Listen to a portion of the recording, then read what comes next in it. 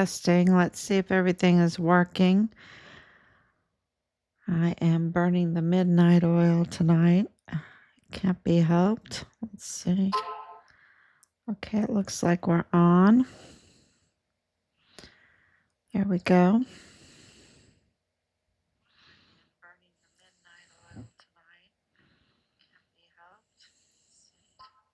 So we have today is July 9th, 2025, and this is day 1,802 days since Richard was forcibly removed from his barracks room on Fort Bliss and his life was taken from him. And it had happened because he was a whistleblower. He would not give in to their cartel criminal trafficking activities. Matter of fact, he reported them. He became, because he's a U.S. Army soldier, reporting that kind of crime. It designated him as a whistleblower, and then under law, they had to protect him, but they didn't do that. They targeted him. They targeted him. All the evidence that we have given and have, we found the crimes, we documented the crimes, we filed the crimes, and we reported on the crimes. And so absolutely he was targeted for whistleblowing by the very individuals that were supposed to be giving him whistleblower protection. And his life was taken from him, and then they targeted him some more even after they took his life. So that was before and during and after, and then even to our family, they targeted our family. So this is huge crimes, and we are absolutely focused on getting his remains. He has been designated murdered in the line of duty on Fort Bliss. That is very clear. To get that designation, we are very grateful for that. That came on January 24th, 2025. Killed in the line of duty on Fort Bliss, but that on top of all the other paperwork that we have corroborates that he was murdered in the line of duty on Fort Bliss. And the prime suspects are Leilani Hart, who has another alias. She's constantly changing her name.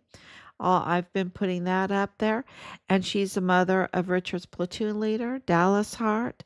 And they have a family member that was working at Fort Bliss CID, the Criminal Investigative Division, which is like FBI, on Fort Bliss. But he lost his badge. He had his badge terminated in 2021, Tavita Nusa.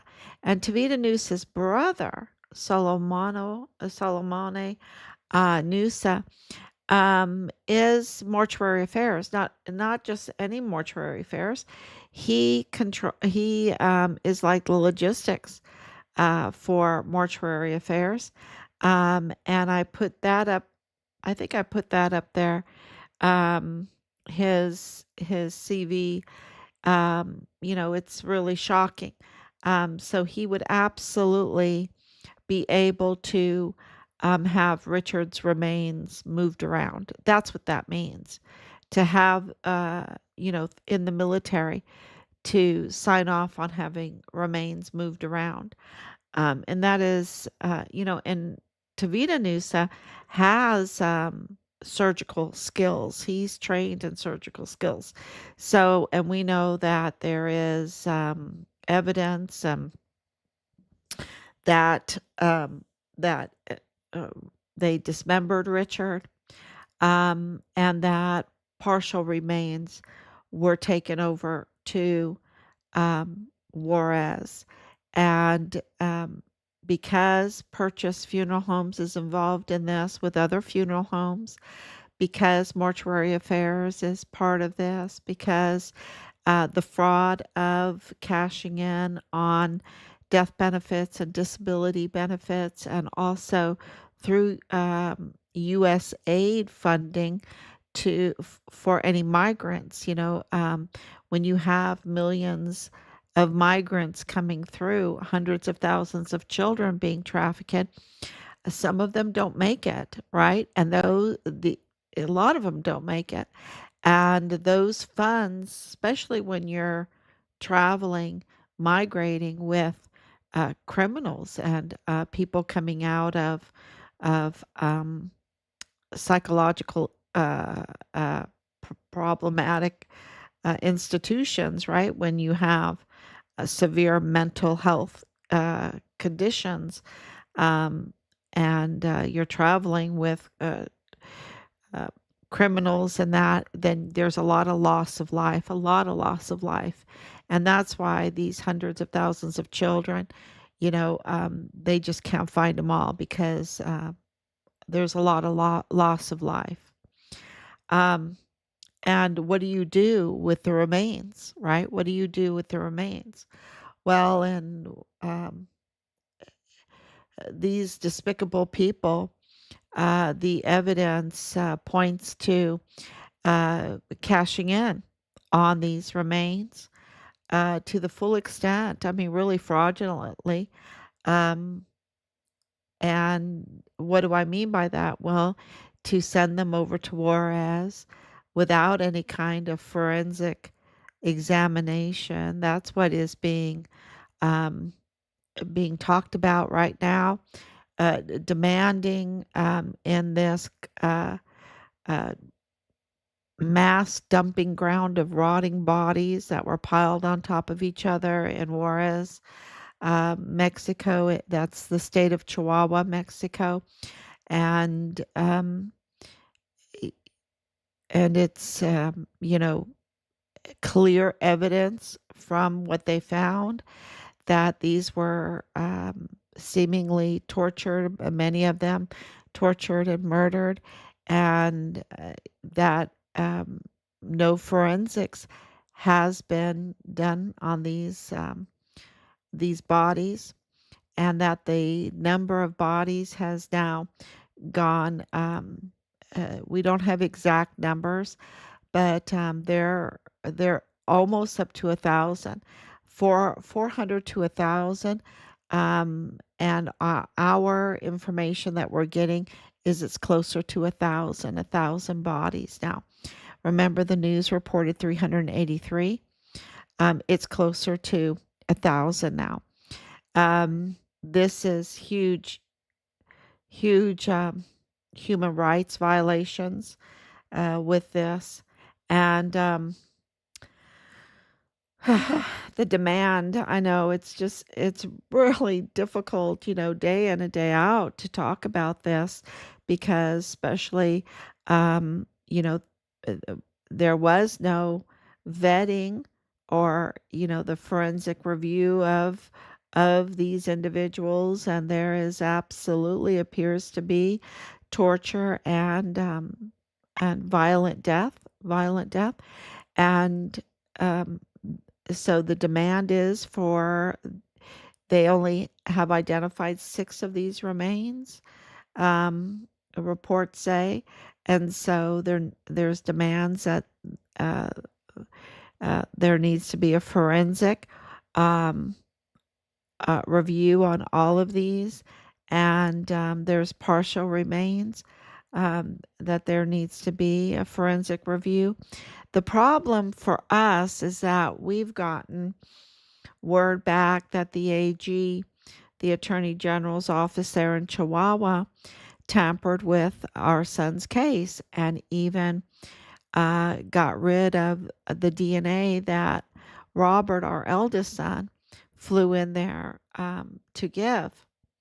Um, and, so do they have the dental records? Do they have the DNA? What have they done with it? There's such a cover up with our son's case. If some of those partial remains, or if some of those remains, if they Um, yeah, how are they going to identify it if there is internal obstruction and tampering with the information that we've given? So, and we're not the only family, are we? I think there was over a thousand family members demanding answers to what happened to their loved ones.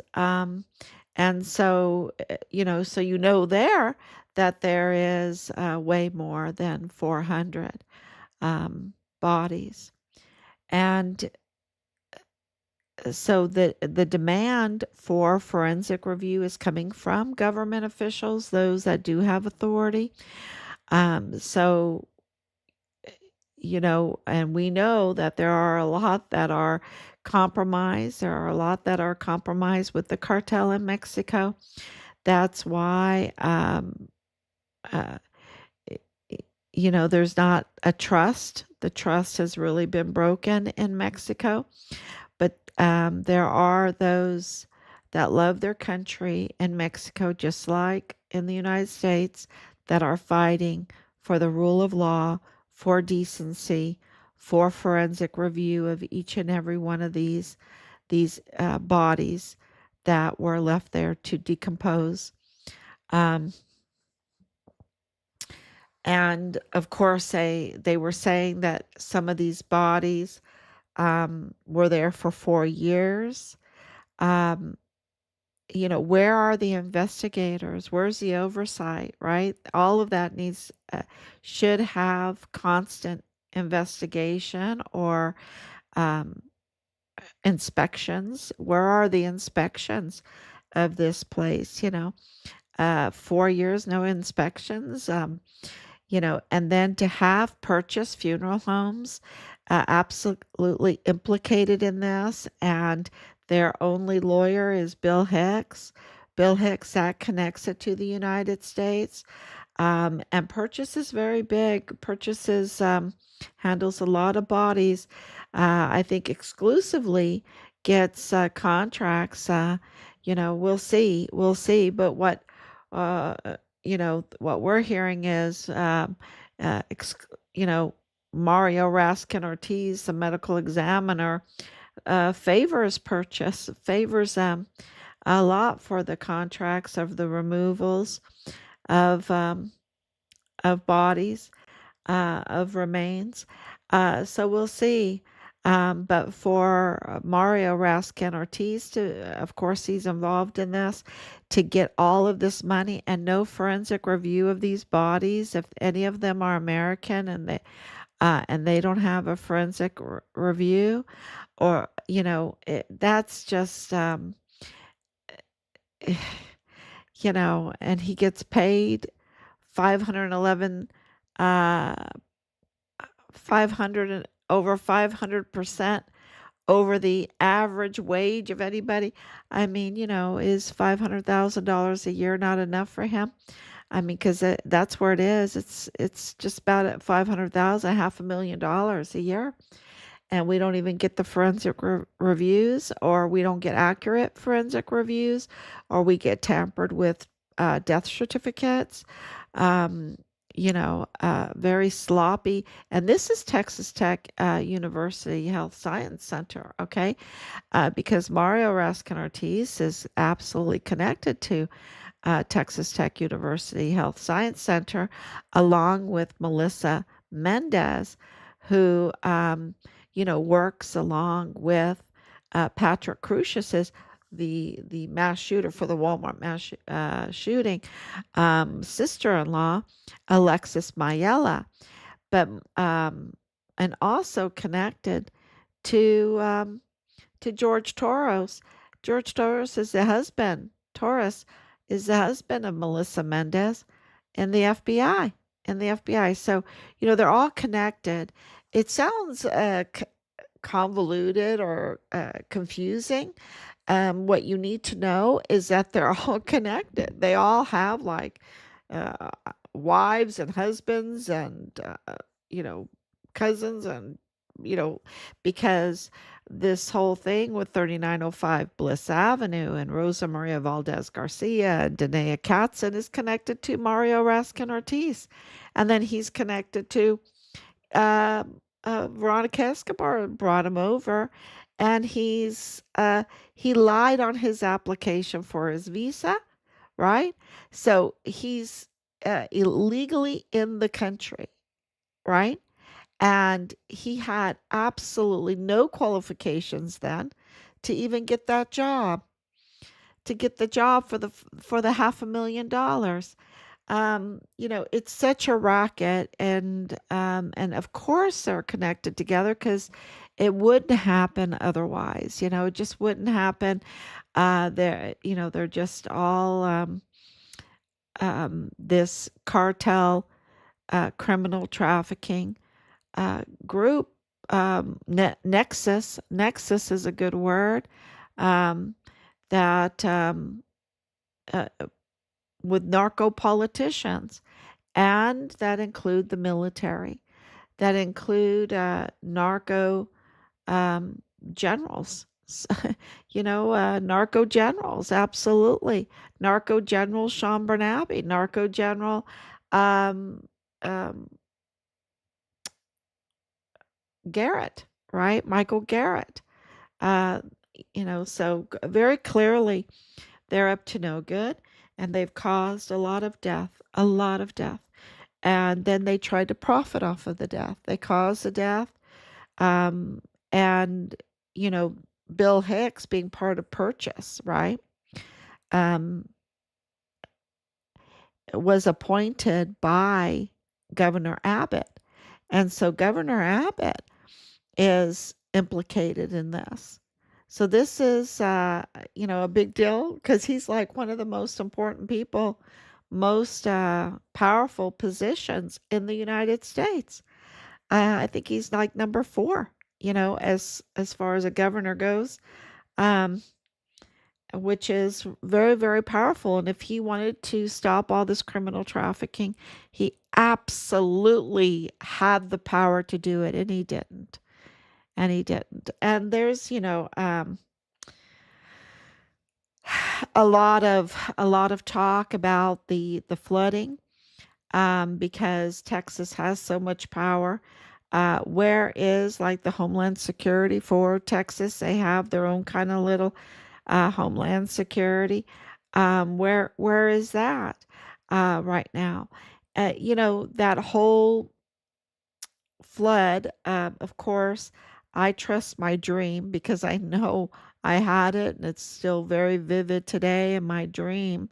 Absolutely um, pointed out that dam, at Camp Mystic. And if you haven't been keeping up with the news, there was a huge flood, 42 feet surge in 1 to 3 hours in Kerr County, Texas, that has now killed, I think it's over 104 now, and they're still looking for way over 100 people. I think it's even more.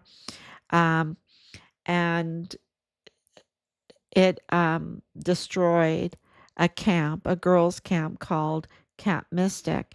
And when you go to Google Earth and you go to Camp Mystic, you see a dam there. And there's dams, Kerr Dam. You can see dams all over the place there. It is known. You have to control, we have the mafia, right? We have the water mafia. We know we have the water mafia in Texas. And because I lived in Texas, of course, I know um, eh, controlling water is big, big business. And they do that in California, and they do that in Arizona, they do that um,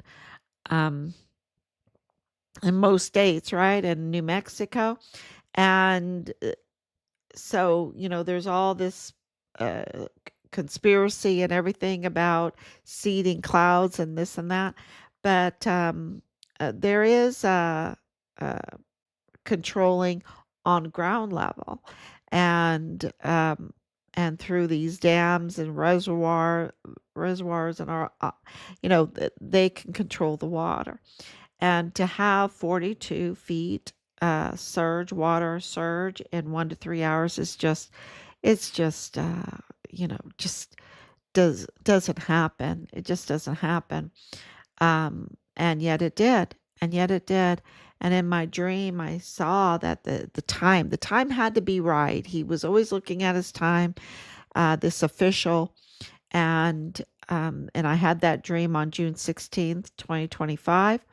And he was always looking at his watch. He knew something was going to happen. He jumped in and he wanted the gush of water to swallow him up and swallow. He was happy about it. Like doors opened up and he swallowed him up. And that place that I was watching was, I just got chills when I went to Google Earth to look at the land that was flooded. I just wanted to look at what the hill country of Texas, Kerr County looked like. Where did the water flow from? Flow from Hunt, Texas down to Camp Mystic. And there's other camps there, So, and the YMCA camp had been closed down in 2021. It closed down. Makes you wonder, because I know that anybody that hires Sergeant Major Jake Jackovitz, and YMCA did, is a little sketchy to me. Okay. He shouldn't be anywhere near children. Okay. Anywhere near any kind of uh, minor. Okay. He shouldn't be near any minor, any young person at all. And YMCA hired him in a big position. So to me, they're sketchy. They're sketchy in El Paso. And I don't know if the one by Hunt had been closed down. I don't know if what they were doing with that camp. I know that in my dream there was um, a happiness that something was being washed away, and that this flood um, was aided by officials. And this is my dream. I don't know if this happened. I'm just saying in my dream that it was aided by officials or it was caused by officials. And so, and I even made an image because it was such a vivid dream. I even made an image that morning and sent it to some family members and friends that, could tell me what they thought it was. I even posted it briefly and then I took it down. I thought, people don't want to see my dreams, and I took it down. But yeah, it is very, very eerie because I just, I couldn't make it up, but it was like a warning because I think they tried to politicize this tragedy too, this flooding that has killed so many, over 100 now. And just like they did with the Walmart mass shooting, they try to put a narrative on it, spin the narrative for politics to direct the populace to where people where they want them to think, and of course away from the human tragedy in Juarez, where you find close to 1,000, seems like a close to 1,000 now of piled dead rotting bodies, that is connected to funeral homes, and they're cashing in on these, right? And that's why Richard is really worth a lot of money, way over $500,000. Uh, and then as a migrant, and some more money if you keep him unnamed in Mexico. So you can collect on him in the States as a U.S. Army soldier, as death benefits and disability benefits and all of that, especially when you're part of IDS Pueblo, when you're part of the VA, which the Hart family, had James Courtney Hart in that position to do that with other friends, right? Lilani Hart, um, she named some other friends that were in the VA, um, and of course, in this family, there's others that are in the VA. So to try to cash in on this, it's pretty despicable, y'all. And then to turn around and keep him anonymous, keep him a John Doe, and then make him like get migrant funds, for the cremation or whatever, and then just pile them up, right?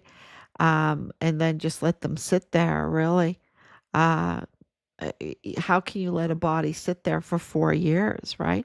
And then no forensic review, right? So I believe that Richard had three different forensic reviews, of course, because he was so valuable, right? But oh, just over 1,000 family members are just raising hell now, wanting and demanding answers.